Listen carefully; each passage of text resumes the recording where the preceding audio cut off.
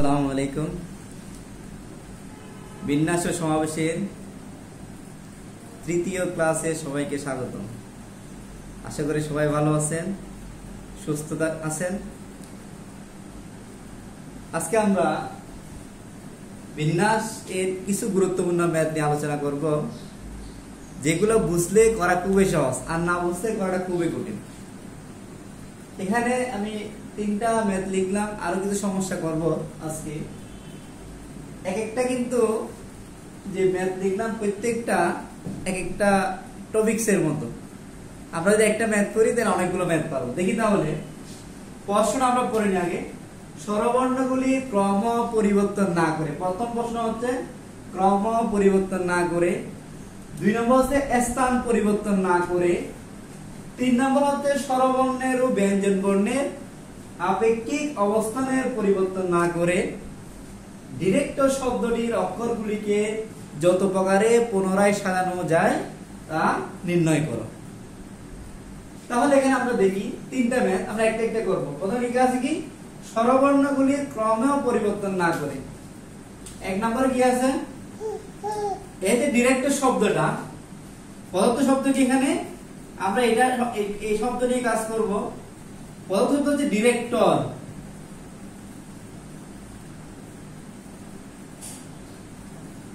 তাহলে এখানে কয়টা অক্ষর আছে?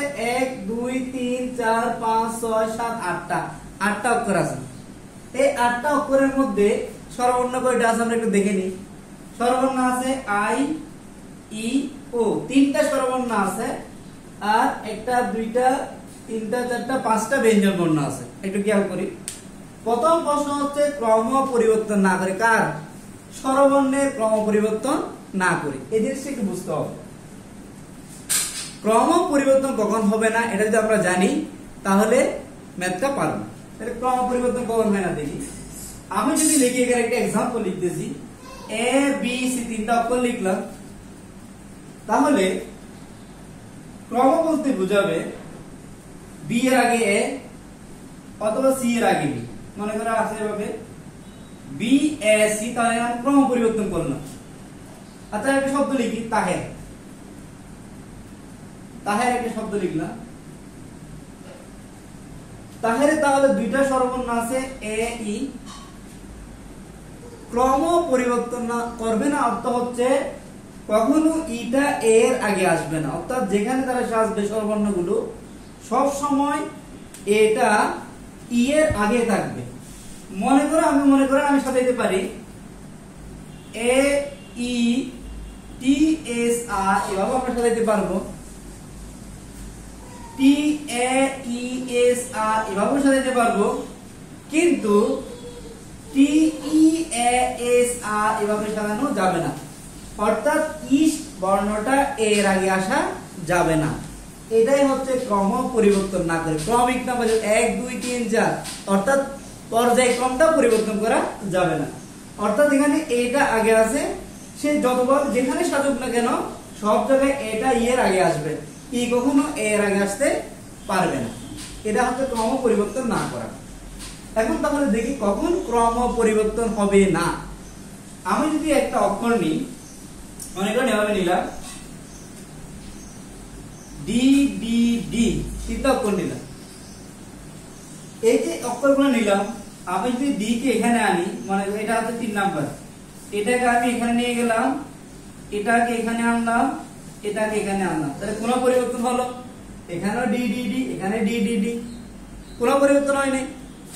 যদি আমি এটাকে এই যে প্রথমটাকে আমি 2 নম্বরে নিয়ে আসলাম, লাস্টটাকে প্রথম নম্বরে আনলাম, 2 নম্বরকে 3 নম্বরে নিয়ে গেলাম, ক্রম পরিবর্তন করছে, আগেরটা পরে নিয়ে গেছে কিন্তু কোনো পরিবর্তন হয় না। তাহলে ক্রম পরিবর্তন হবে না তখনই যদি অক্ষরগুলো একই ধরনের হয়। যদি অক্ষরগুলো একই ধরনের না হয় তাহলে ক্রমটা কি হয়ে যাবে? পরিবর্তন হয়ে যাবে। আগেরটা পরে পরেরটা আগে নিয়ে গেলে ক্রম কি হয়ে যাবে? পরিবর্তন হয়ে যাবে।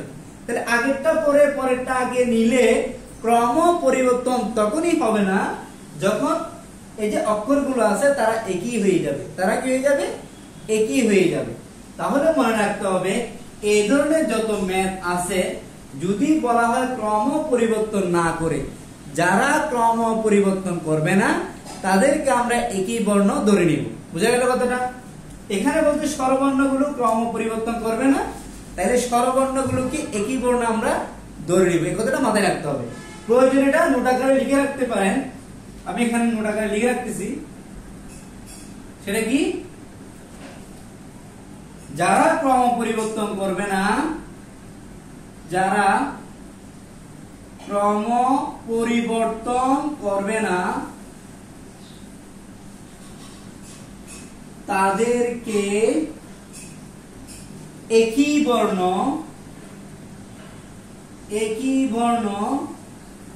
মনে করতে হবে।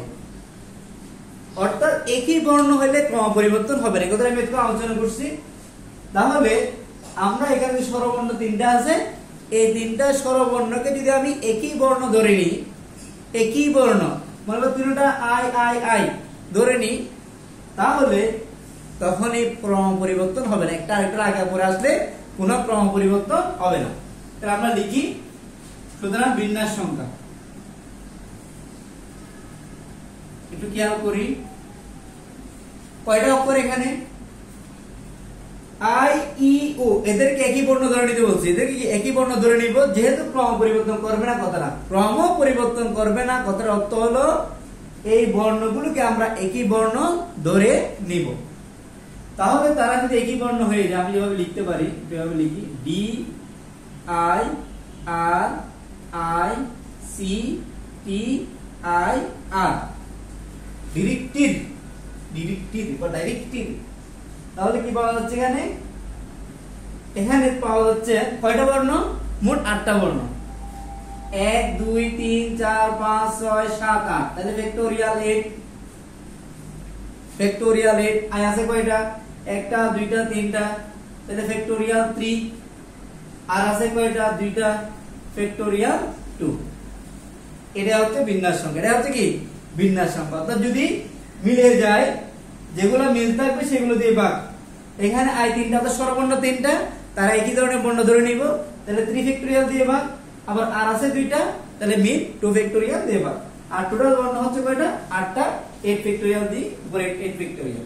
তাহলে আমরা হিসাব করলে কত হবে? এখানে হিসাব করলে পাবো 8 ফ্যাক্টোরিয়াল লিখে যাবে 8 7 6 5 4 3 ফ্যাক্টোরিয়াল।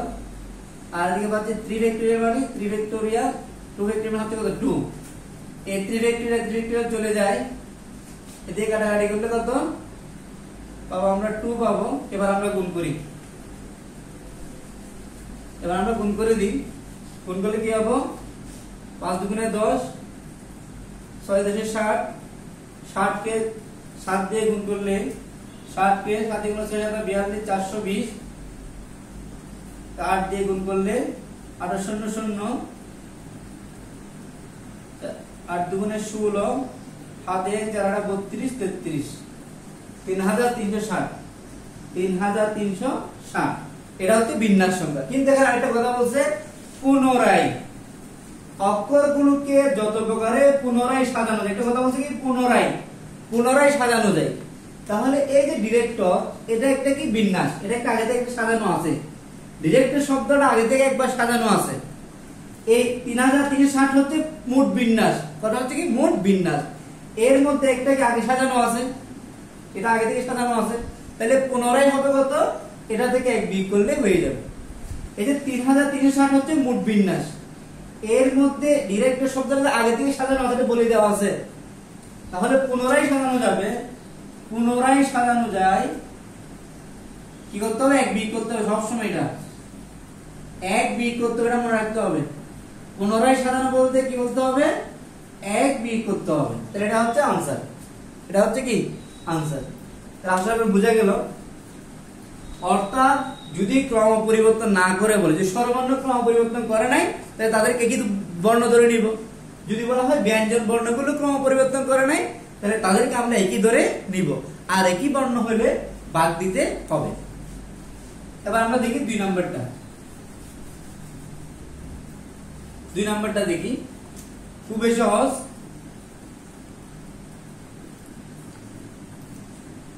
2 নম্বরটি কি বলছে? স্থান পরিবর্তন না করে, কে স্থান পরিবর্তন করবে না? স্বরবর্ণগুলির স্থান পরিবর্তন না করে, অর্থাৎ স্বরবর্ণগুলির স্থান পরিবর্তন করবে না। স্বরবর্ণ কোথায় আছে? এখানে একটা স্বরবর্ণ আছে, এখানে একটা স্বরবর্ণ আছে, এখানে একটা স্বরবর্ণ আছে। তো তাদেরকে আমি বোর্ডের মধ্যে পিন দিয়ে আটকে দিলাম, সে নড়াচড়া করতে পারবে না, সে যেখানে আছে সেখানে বসে থাকবে। তার মানে সে সাজতে পারবে না, সে নিজের জায়গা থেকে উঠতে না পারলে তার সাজতে পারবে না। তাহলে আই আই এর জায়গায় থাকবে, ই ই এর জায়গায় থাকবে, ও ও এর জায়গায় থাকবে, তাহলে এরা সাজতে পারবে না। বাকি সাজবে কয়জন? একজন, দুইজন, তিনজন, চারজন, পাঁচজন। তাহলে কি ফ্যাক্টোরিয়াল 5। এর মধ্যে মিল আছে কি? দুইটা আর আছে, তাহলে 2 ফ্যাক্টোরিয়াল দিয়ে ভাগ। কয়টা সাজবে? 5টা ব্যঞ্জন বর্ণগুলো সাজবে। যেহেতু বলছে স্বরবর্ণগুলির স্থান পরিবর্তন না করে, স্থান পরিবর্তন না করে অর্থাৎ সে যেখানে আছে সেখানে বসে থাকবে। যদি সে যেখানে আছে সেখানে বসে থাকে, সে তো সাজতে পারবে না।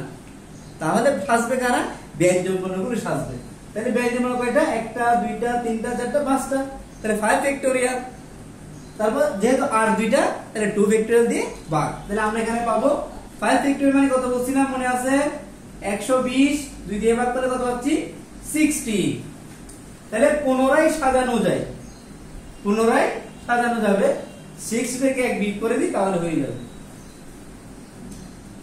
এই কথা আগে বলছি আমরা, পুনরায় বলে কি করবো? আমরা 1 বিয়োগ করে দিব, কারণ ডিরেক্টরটা আগে থেকে একবার সাজানো আছে। খুবই সহজ অঙ্ক। তাহলে স্থান পরিবর্তন না করে বলে কি করবো আমরা? সে যেখানে সেখানে বসায় রাখবো, সে সাজবে না, বাকি বর্ণগুলোকে আমরা সাজাবো। ওকে, এখন আমরা দেখি 3 নাম্বারটা কি বলতেছে, একটু খেয়াল করি। স্বরবর্ণের ও ব্যঞ্জন বর্ণের আপেক্ষিক অবস্থানের পরিবর্তন না করে। এই কথাটা একটু দেখি। স্বরবর্ণ ও ব্যঞ্জন বর্ণের আপেক্ষিক অবস্থানের পরিবর্তন না করে, একটু কথা একটু বুঝতে হবে। আপেক্ষিক অবস্থান মানে হচ্ছে কি? স্বরবর্ণ যেখানে আছে স্বরবর্ণ সেখানে বসবে, ব্যঞ্জন বর্ণ যেখানে আছে সেখানে ব্যঞ্জন বর্ণ বসবে। যেমন মনে করো আমি যদি লিখি তাহের, আমি একটা এক্সাম্পল দিচ্ছি এখানে। তাহের আমার কিন্তু খুব কাছের বন্ধু, এই জন্য কারণ আমরা লিখতেছি তাহের। যদি এখানে এটা হচ্ছে প্রথমটা হচ্ছে ব্যঞ্জন বর্ণ, এ হচ্ছে স্বরবর্ণ, এস হচ্ছে ব্যঞ্জন বর্ণ, ই হচ্ছে স্বরবর্ণ, আর হচ্ছে কি ব্যঞ্জন বর্ণ। তাহলে এখানে আপেক্ষিক অবস্থান বলতে বুঝাবে এটি ব্যঞ্জন বর্ণ প্রথম করে আছে, 3 নম্বর করে আছে, 5 নম্বর করে আছে, অর্থাৎ 1 3 5 এই 3টা করে ব্যঞ্জন বর্ণ বসবে, আর 2 নাম্বার এবং 4 নাম্বার করে কি বসবে?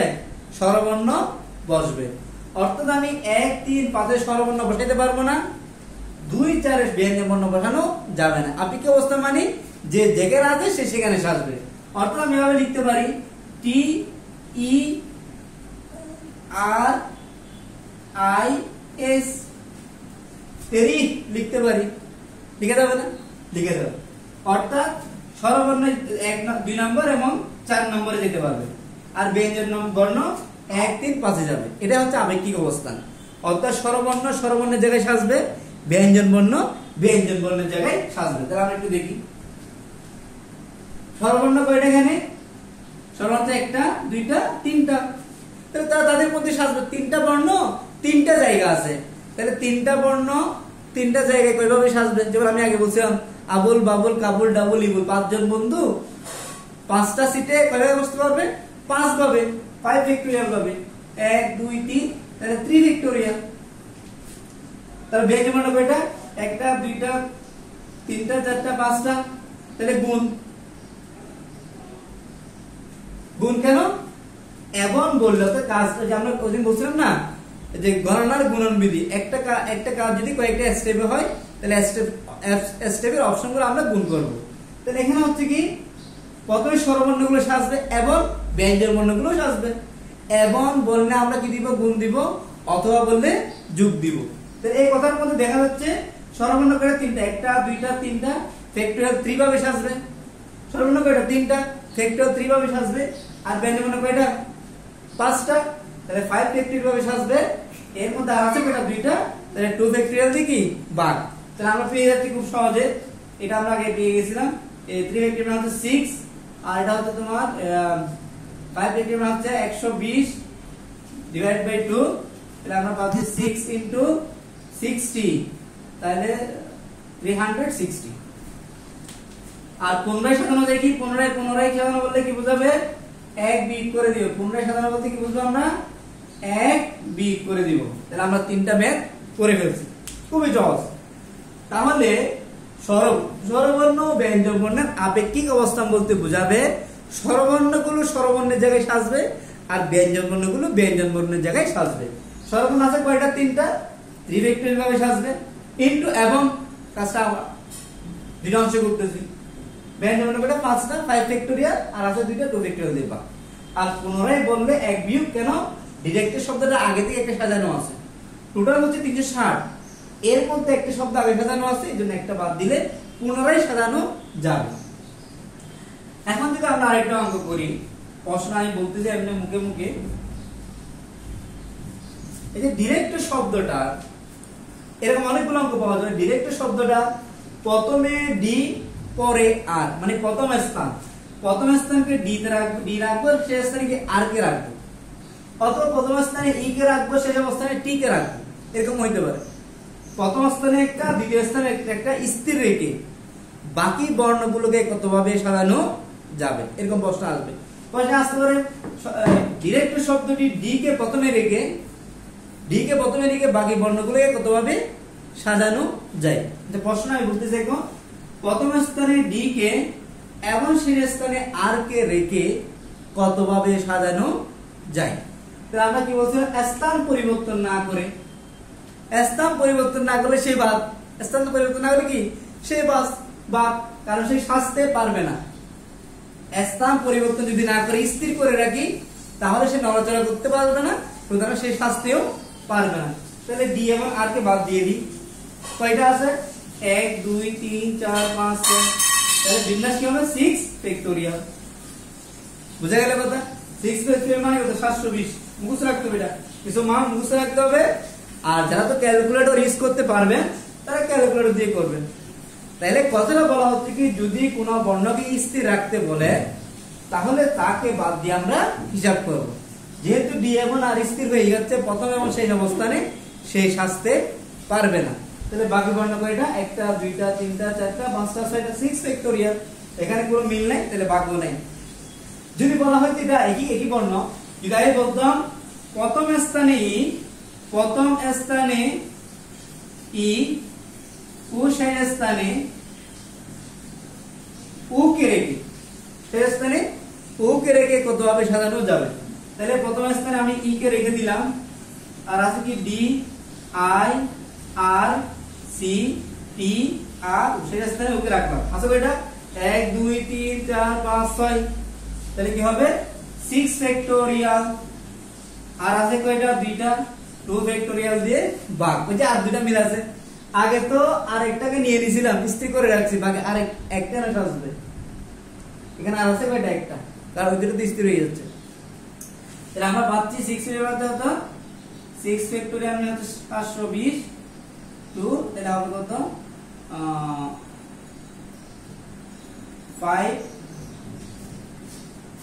3 দুগুণে 6 6 দুগুণে 12 6 দুগুণে 12 3 দুগুণে 360। আর পুনরায় করলে 1 বিয়োগ হয়ে যাবে। আশা করি সকলে বুঝতে পারছেন। সবাই ভালো থাকবেন, সুস্থ থাকবেন। পরের ক্লাসে আরো সুন্দর সুন্দর ম্যাথ নিয়ে হাজির হব। ধন্যবাদ সবাইকে।